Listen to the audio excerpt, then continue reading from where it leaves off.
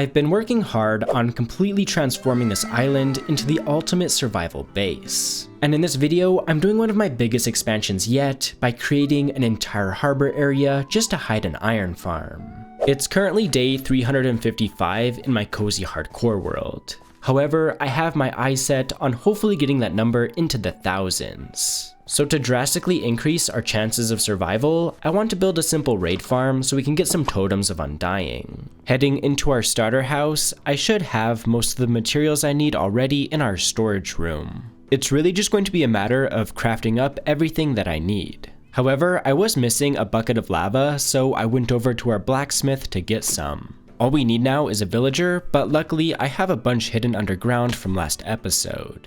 Perhaps a little inhumane, but at least it's convenient. Jokes aside, I got one of the villagers into a boat and brought him down to the river. The best place to build the raid farm is over an ocean, so it's time to make the 2,000 block journey down the river to get there. I had to clear the terrain in a couple of spots to make it boatable, but for the most part, it was a straight shot. Once I finally reached the ocean and made sure I was far enough away from any land, it was time to get to building. And since I have no idea what I'm doing when it comes to this stuff, I followed a tutorial that I found by Basic Redstone. It was super easy to build. Even getting the villager in place wasn't too difficult, so I can't complain at all. But now it's time for the moment of truth. Let's drink an ominous bottle and wait for a raid to start. And just like that, pillagers came falling down. I was honestly kinda nervous to start it, but the farm is working perfectly, which is fantastic. And after making my way through a few waves of mobs, I eventually got my first totem.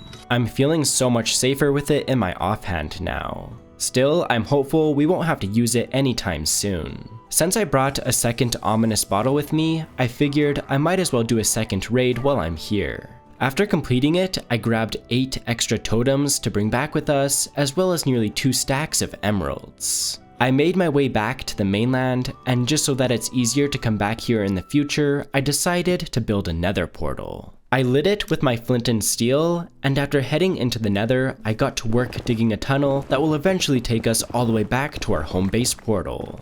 It really only took a few minutes to dig out, and now we have a super easy way to get to and from the raid farm, which is awesome. Back at home, I put away my items since my inventory was a mess, and because I still had the Hero of the Village effect from defeating the raids, I decided to take the opportunity to do some trading at our villager trading hall. I have a build idea that's going to require some bricks as well as some dripstone, so I purchased some of those as well as some golden carrots since I'm getting low on food.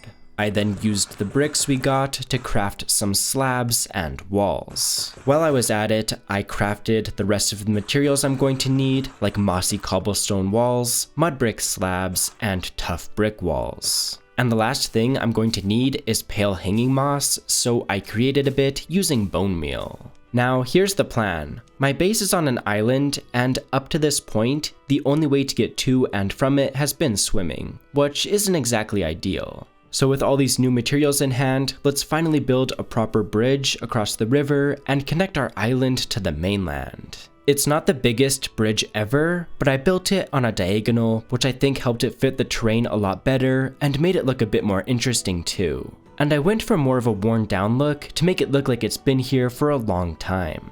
For a natural touch, I added some short grass on top and then lit up the build with a few lanterns to keep it cozy and mob free. For one final detail, I placed some hanging roots and pale hanging moss to really sell that aged overgrown vibe. I'm super happy with how the bridge is looking now, but the only problem is that it's totally disconnected from the rest of our builds. So let's fix that by building a path. I started off by digging out where I wanted it to go. A few trees ended up being in the way, but besides that, it was pretty straightforward to extend the path up the hill and connect into our existing pathway. I did, however, realize that I needed a bit of regular dirt to build the path, so I took a quick detour to make a shovel that doesn't have silk touch on it. With that in hand, I dug up a few stacks of regular dirt. We should have everything we need now, so I placed in the actual path. And I just used the same block palette as our existing ones so that everything looks cohesive. The bridge feels a lot more connected now, but the only issue is that I had to carve out the hillside to make room for the path, which left some awkward gaps. So to cover them up, I want to build some custom boulders. I'm going to need some materials though, so I first went down into our mine to gather up a few stacks of andesite. After that, I went back up to the surface and ran over to our automatic wool farm to get some light gray wool. Besides that, I already had everything I needed in our storage room, so I jumped straight into building the boulders. They filled in the gaps perfectly, and since we've already used similar boulder designs around the island, they feel right at home and tie the area together nicely. I was really happy with how they turned out, and since I already had all of the items I needed in my inventory, I went ahead and built another one closer to our barn. With the boulders in place, I took a trip over to our starter house and grabbed some leaves, walls, and pale oak fences, because the next thing I want to build is some custom trees. I think adding a few will really help bring a more natural touch to the terrain around the bridge and make the whole area feel a lot more immersive. I created a mix of taller birch trees alongside some shorter spruce ones. I like how the height variation adds a more natural look, and the different colors really help break things up visually too. With those built up, I planted a bunch of oak and birch saplings to help fill in the space between our custom trees and the default forest. Once they grow in, this area should be super green and full of life. I love these new additions to our area, but I think it's finally time to get started on the actual harbor by building a dock around that ugly patch of terrain at the end of the island. It's going to require quite a lot of materials, so I started by focusing on the wood ones first. Luckily, I already have a ton of oak logs in my storage room, and I also had enough spruce wood on hand to craft the 19 stacks of slabs I'm going to need to build the dock. And I also want to use some acacia logs, so I grew a few saplings with bone meal and chopped down the trees. That should cover all of the wood materials, so next I got to work crafting some of the different tuff and deep slate blocks that I'll need. It turns out I didn't have nearly enough tuff in our storage room though, so I took a trip down into the mine to gather more. I've been super addicted to this block lately. It just looks so good. After about 20 minutes of mining, I managed to fill my entire inventory with tuff blocks. Back at our house, I turned several stacks of it into tuff bricks. I then took a trip over to the moss farm that's hidden underneath our windmill and grabbed a few stacks of moss blocks. I then combined that with some cobble to make some mossy cobblestone. Taking a quick break from crafting, I went into farmer mode for a bit and harvested our wheat farm. The reason I needed all that wheat was to craft more packed mud, but I also needed more regular mud, so I grabbed a water bottle and made some down by the river. With both of those materials obtained, I crafted the actual packed mud, which I also turned into mud bricks and mud brick slabs. We're nearly done with the resource grind, but I just need a couple more things. First off, I ran over to our farming region and harvested our, let's just say, super inefficient cactus farm. Back at the house, I smelted the cacti in one of our furnaces. I combined the resulting green dye with blue to make cyan, which I used to craft some cyan terracotta. The very last item I need is basalt, and I figured the easiest way to get some would be to take a trip into the nether. There's a basalt deltas biome not too far away, so I was easily able to collect several stacks in no time. I wasn't really expecting it to take that long to get everything, but we now have all of the materials we need to build the dock. Getting straight to building, I started off by making a retaining wall that we can eventually attach the dock to. I wanted it to look really grimy, so I added tons of texture variation using all the different blocks we just gathered. It also gives the impression that the wall has more depth, which I think improves the overall look. Once the walls were in place, I built the actual dock platform using spruce slabs. I really like the contrast between the simple dock and the noisy textured wall. Once that was in place, I built support beams for the dock using primarily oak logs with just a bit of stripped spruce logs mixed in. And I made sure to extend them all the way down to the river bottom just to make it look a bit more realistic. I eventually want to add more details to the dock, but for now, let's just add some glow lichen along the wall to help prevent mobs from spawning. And with that, the dock is looking absolutely awesome now. But I have to admit, it looks pretty disconnected from the rest of our island at the moment, so it's time for some terraforming. The first step is going to be flattening any high spots so that the ground is level with the retaining wall that we built. Unfortunately, it started to rain and I bumped into some stone, which takes way longer to dig than grass blocks, but I pushed through and got everything cleared out that I needed to. With that step done, I crafted a bunch of slabs and then began placing them down on any of the low spots. My eventual plan for this area is to build an iron farm, so I figured I'd be proactive and make sure everything is spawn-proofed. This part was definitely a little tedious, but if it helps our farm run better, I'm happy to do it. All that's left to do now is build up our new custom terrain to get everything connected up and looking good. Luckily, I had a lot of dirt and grass blocks from all of that digging earlier. However, I still needed a bit more, so I went underground and collected a few more stacks of grass blocks. And with that, I finished filling in the last section. All this terraforming took me an hour and a half, but if we take a look at the before and after, I think it was definitely worth the time and effort. I recently updated to 1.21.5, so I want to take a short break from building and go on an adventure to find all of the new blocks that were added. After journeying down the river to a desert that I had never explored before, I found some dry grass. Since it comes in both short and tall forms, I made sure to grab some of each. I then traveled even further down the river and came across some firefly bushes, which look super cool. Not too long after that, I found some leaf litter. And I know you can easily just make it by smelting leaves, but I figured I would just grab some while I had the chance. And right next to where I found the leaf litter was a birch forest, where I came across some of the super colorful wildflowers, as well as some of the new bushes. And I think that covers all of the new blocks, so I made my way back home. I want to use these blocks right away since I'm really excited to test them out in our world. First, I scattered some of the leaf litter around the custom trees we built to add a bit more detail. It's a small touch, but it really does add a little extra something. Next, I used the wildflowers to add more color around the boulders. It's definitely a nice contrast against all of the gray. And I'm not really sure how much sense it makes for this area, but I did dot a bit of the dry grass around. I might remove it later, but for now, I think it looks alright. Be sure to let me know what you think. I then added more vegetation around the bridge using the new bush block, which I think blends in really nicely when mixed with short grass and ferns. The last block to try out was the firefly bush, so I created a sort of marsh at the end of the dock, which I think actually turned out really cool. All in all, these new vegetation blocks were super fun to try out, and I'm for sure going to be using them more in the future. As I mentioned a little while ago, my plan for the dock area is to build an iron farm, so I think it's finally time to get started on it. I did a little crafting session inside of the house and made a few different items like torches, ladders, gates, and boats. After that, I grabbed a couple buckets of water as well as a bucket of lava. Ironically, the last thing I need to build the iron farm is more iron, so I made a quick trip underground to mine some up.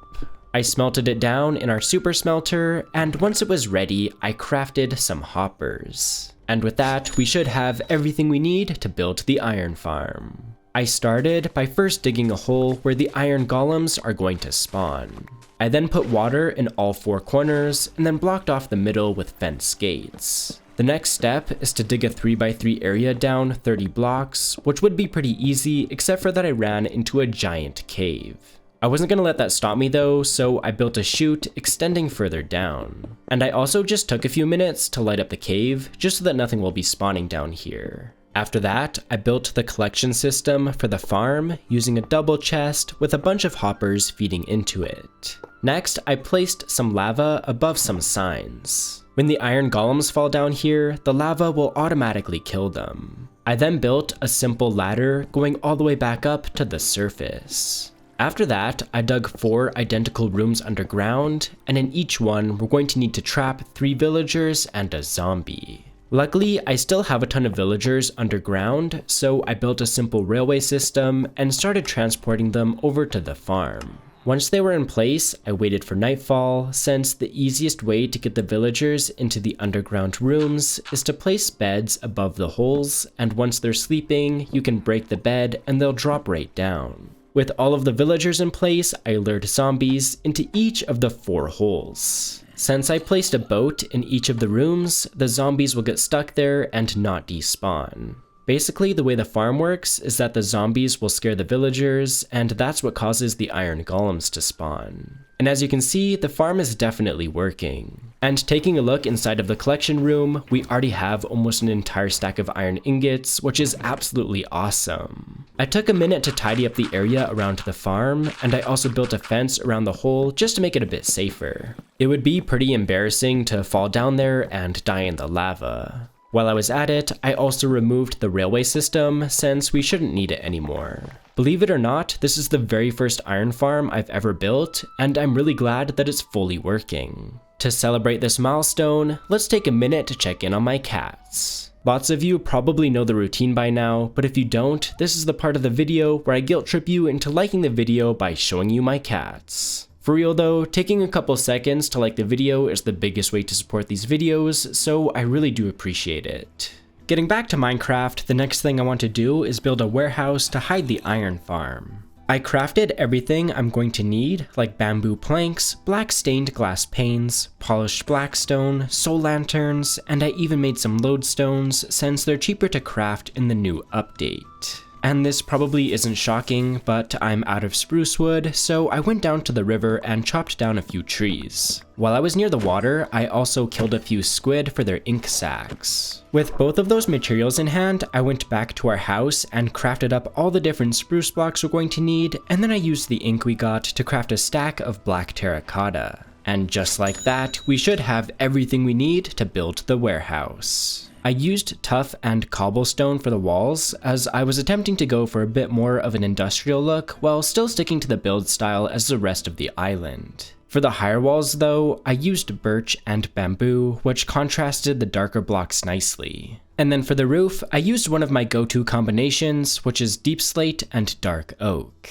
To bring the build to life, I added some smaller details, like ferns in flower pots, and a couple of lanterns to light up the entrance. On the right side of the warehouse, I added even more ferns, and then I placed some leaves in front of the window and topped them with a couple of blue orchids. In this little nook, I added a few oak logs, as well as an extinguished campfire to resemble some scrap wood.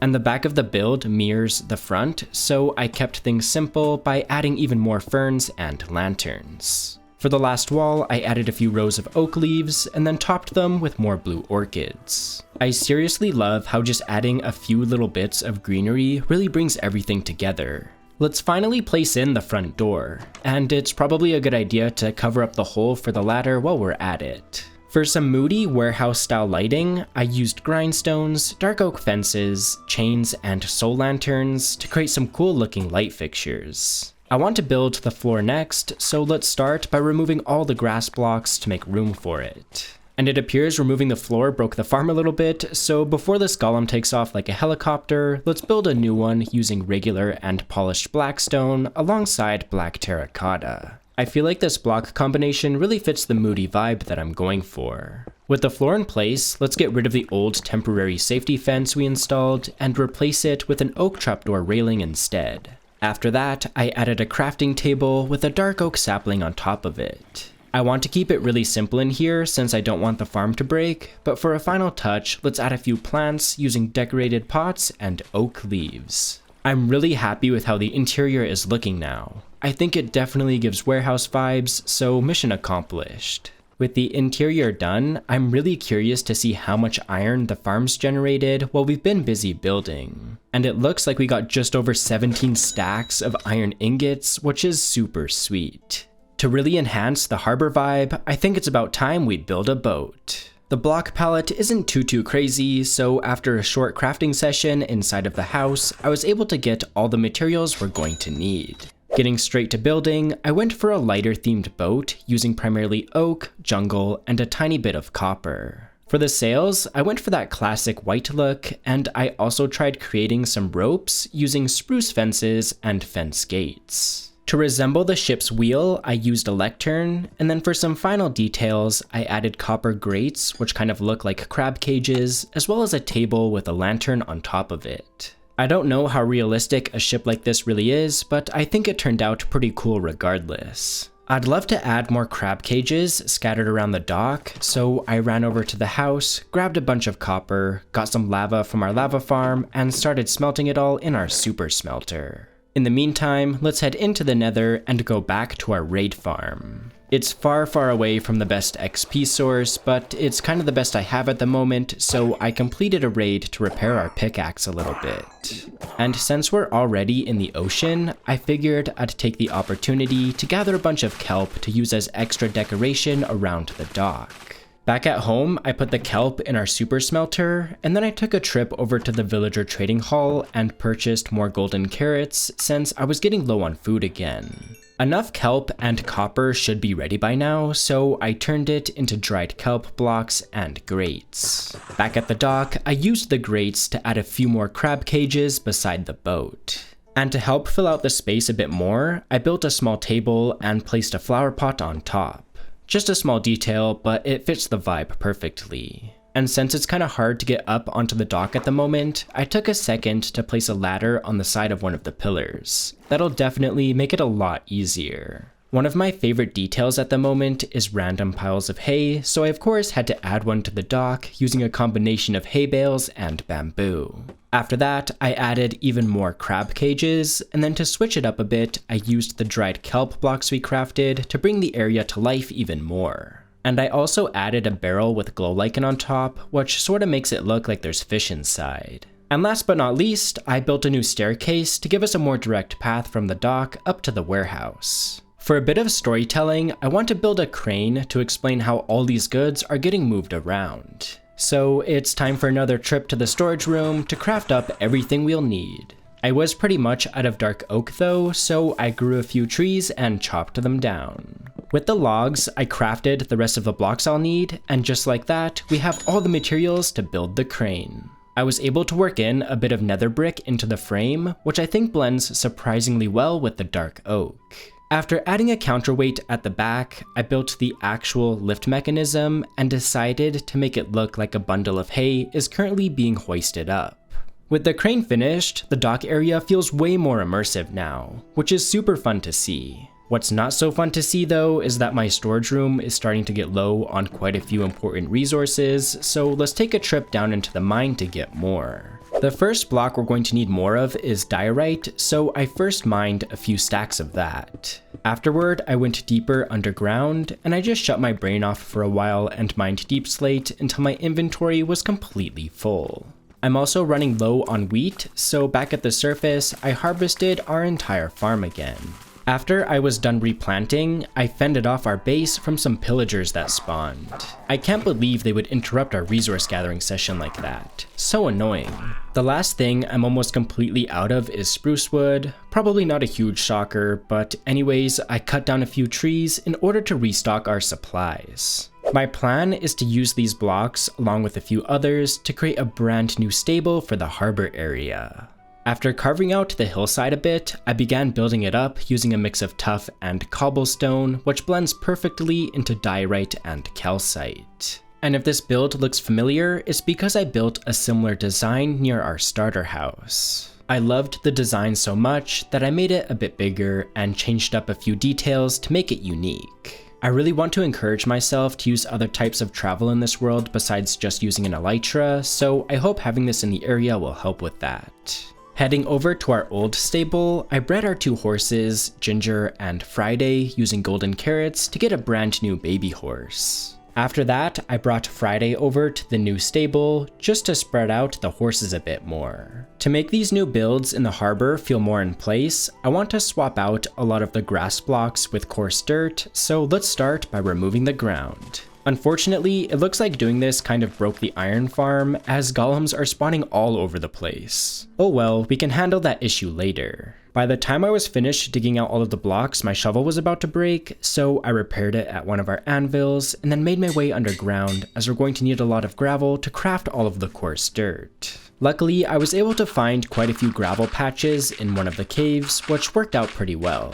And after mining up several stacks, I went back home and combined it with regular dirt to make a ton of coarse dirt. Now that we have that, let's place it down in the harbor to patch up all the grass blocks we removed. I also mixed in granite, packed mud, rooted dirt, regular dirt, and brown concrete powder to add plenty of texture variation, which I think really helps improve the overall look. And since we definitely needed a more official way to get to the harbor, I went ahead and built a brand new pathway leading up the hill. This area is feeling a lot more put together now. It definitely needs a lot more detail, but this is a great starting point. And now that everything is patched up, let's take care of all of the iron golems in the area so that they don't interfere with the spawn rates of our iron farm. Building that new path created a closed off section of grass behind the crane, so let's fill it in with more custom trees to make the area feel a lot more lush. And I also added a lot of vegetation under the trees to really help blend everything together.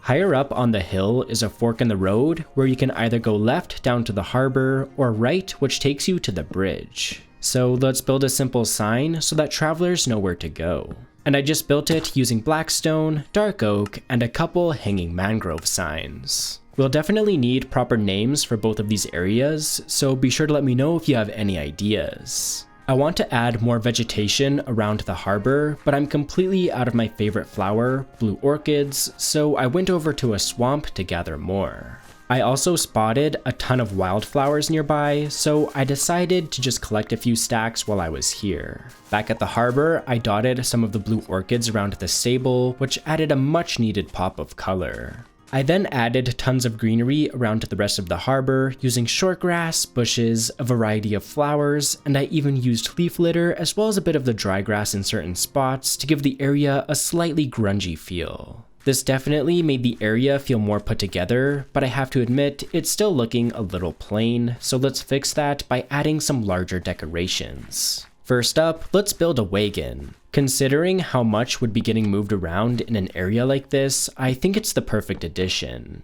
For the design, I used oak trapdoors to represent the wheels, and I built the main body of the wagon out of spruce wood.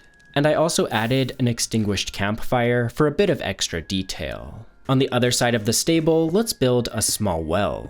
I think it makes sense to have one here so that people working in the harbor would have somewhere to get drinking water. Also, the horses would need to stay hydrated too, so that also makes it a great spot. And from a gameplay perspective, it's always nice to have an infinite water source close by. Next to the well, I added a couple of note blocks to resemble crates, and placed down some flower pots to look like little jugs. To further sell the idea that lots of goods are being stored and moved around, let's create a pile of dried kelp blocks and melons. And I guess it doesn't really make sense to have these piled up together like this, but I think it looks pretty cool, so I'm gonna roll with it. Next to that, let's create a log pile. I used the classic building technique that's been around forever now, which is of course placing rails on top to make it look like the logs are being held together by some kind of metal band. It's a simple trick, but it works great for adding that extra little bit of realism. Behind the warehouse, let's add some simple seating using oak stairs and scaffolding. And to decorate it, I used a cherry sapling in a flower pot, as well as an acacia pressure plate to look like some type of colorful dish. Last but not least, let's build some larger crates using stacked up barrels. I capped them off with spruce trapdoors for a more uniform top, and then to create a strap of sorts going around it, I used ladders. I eventually want to build a lot more stuff behind the harbor in future episodes, but for now, just to fill in the space, let's plant a bunch of oak trees. I'd much rather stare at a default forest than some random empty land. To bring even more life and color to this new region, I want to build a few market stalls. They'll need a bunch of specific materials, so after crafting everything I could with what we already had in storage, I set out on a little adventure to track down the last couple things I'll need. The first stop was the Nether, since I want to use a bit of warped planks in one of the market stalls. After that, I made my way underground to grab an amethyst cluster. And while I was here, I figured I might as well collect a few extras. And just like that, we've got everything we need to make 3 different market stalls. My goal was to create some really colorful canopies, so for the first stall, I used a combination of warped slabs and pale oak. After that, I built a diagonal one in orange using acacia and red sandstone. For the third, I went with mangrove and cherry, which actually go surprisingly well together. As for what they're selling, I first turned one into a general bits and bobs store. The next one, I tried turning into a fish stall by surrounding raw iron and copper blocks with trapdoors to resemble barrels of fish. And the last one is definitely my favorite, a cozy little bookstore. I absolutely love the vibe walking through the harbor now, as there's so many fun details to look at. However, there's still something super important missing, and that is a lighthouse. I got super lucky and already had all of the materials I needed in our storage room, so I just had to craft everything up. So just like that, we have everything we need. I merged the lighthouse right into the retaining wall we built, so I used a lot of similar blocks at the bottom and then slowly transitioned into some lighter blocks at the top, such as pale oak, diorite, and calcite. For the actual light, I used copper bulbs, and then to contrast the white blocks, I used dark oak to cap everything off. This build really brought the whole area together, and I also love how it added some height variation to the harbor. You might have noticed my shovel is still only diamond, so to fix this, let's brew some fire resistance potions, craft some beds, and head into the nether for a quick ancient debris mining session. And after blowing up every single bed, I found a grand total of 2 ancient debris. Yeah, not really the best luck. The only bright side is that I already have 2 netherite scrap in my storage room, so I was still able to combine everything and get our shovel upgraded. And with that little side mission completed, I think it's about time we slow things down for a minute and tour everything that we built this episode. Before we get too carried away though, it's time for one of my favorite segments, which is of course updating our world map. And I'll just quickly mention, if you want to explore this world for yourself, the world download is available on my Patreon. And you might be noticing a small issue here, which is that our island is kind of not going to fit on these maps anymore. Luckily, I'm a 2000 IQ planner though, so I made some additional maps so that we can see more of the area. As excited as I am to fully transform this island, I'm also looking forward to branching out onto the mainland and starting some other projects as well. I feel like I could just stare at this thing for hours, but let's not do that and instead go look at the harbor from the ground. As I mentioned earlier, I want to use our horses more, so let's actually grab our new one here, put some armor on it, and take the trip over to the harbor. This island is honestly bigger than I thought it was when I first started building on it, as it takes a couple of minutes to go from one side to the other. But this view we have here is super cool. Let's just hop off our horse here and take a look at the bridge that we made. It kind of goes to nowhere right now, but we'll change that in the future for sure. And I also really love the view of the harbor from the bridge here, especially with the crane kind of hanging over the dock, and we also have a super sweet view of our boat. Heading further down the path, we have a great view of the crane. The counterweight is kind of right over the path, which is probably a little bit dangerous and unrealistic, but luckily there's no health and safety team in my Minecraft world. Let's just head further down here though and drop off our horsey friend in the stable, and we can take a look at the rest of our stuff from foot. First off, let's go down to the actual dock, as I want to take a closer look at the boat that we made. I feel like the scale is probably pretty wrong, but the shape is cool and I like the block palette, so overall I'm pretty happy with it. Also, I really just like all these small little decorations we scattered along the dock. I think they came out pretty cool and just make the area feel a lot more fun and cool to look at. If we head up this other staircase, we have a super awesome shot of our warehouse. I'm actually so glad we put together an iron farm. It's something I've never done before, but it's honestly just going to make our lives so much easier in this world. So definitely glad we took the time to do that. While we're over here, let's also take a look at our lighthouse. At first, I was kind of thinking of going for that classic kind of red and white striped look, but instead I went for this sort of white one, and I'm really glad that I did because I think the end result was pretty sweet. But as the sun is beginning to set here, let's just take a minute to soak in all these fun little details that we added to make the area feel immersive and lived in. But with that, I think we're gonna have to call it an episode. I really hope you enjoyed it because I had a blast putting it together. And as always, thank you to my patrons who help make these videos possible. I really appreciate the support. Thanks for watching everyone, and happy building.